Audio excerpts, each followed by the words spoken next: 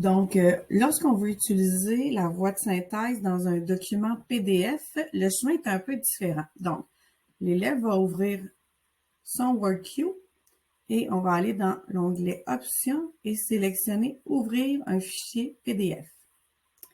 On va avoir accès à nos documents. Donc, moi ici, j'avais déjà préparé le document. Je clique dessus, Ouvrir. Et ça donne ce format-ci. Donc, encore une fois, par contre, si l'élève essaie de surligner, ça ne fonctionnera pas parce que c'est la main ici qui est sélectionnée. Alors, il faut aller sélectionner, choisir le A pour sélectionner du texte. Et à partir de là, ça va être possible d'utiliser, comme dans un document Word, donc je surligne ma phrase, je clique sur l'onglet Lire. La baleine bleue a des caractéristiques spéciales. Je pourrais aussi décider de surligner tout le paragraphe, bon, un peu comme dans un document Word.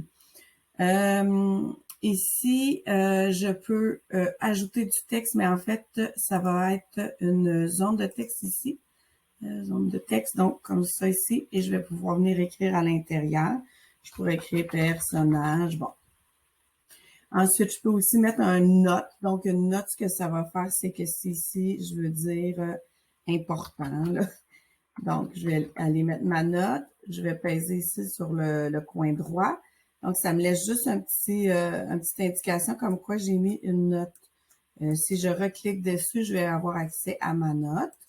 Évidemment, le crayon, c'est pour surligner. Et j'ai des options supplémentaires si je vais dans les outils.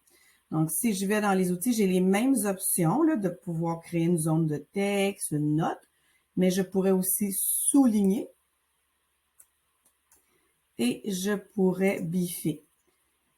Puis même faire une autre sorte de souligner pour des informations différentes. Fait qu'on peut montrer à l'élève de se servir de ces outils-là pour aller identifier des éléments différents dans le texte. Donc, tu vas surligner les idées importantes, tu vas souligner les personnages, tu vas mettre en surligné, ondulé les différents, mettons, les événements principaux, peu importe, là.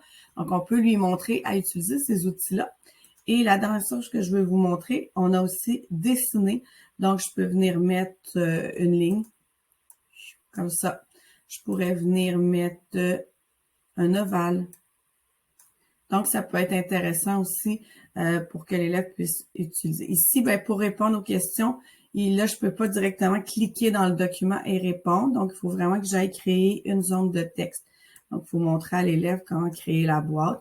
Puis après ça, il va pouvoir écrire. Mais ce qui est intéressant, si j'active l'onglet mots, c'est que l'élève va avoir accès à sa prédiction aussi dans la boîte de mots.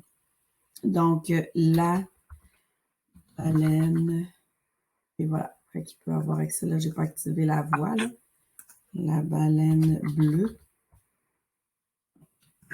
Voilà. Donc, voici comment utiliser WordQ dans un document PDF. Bonne journée!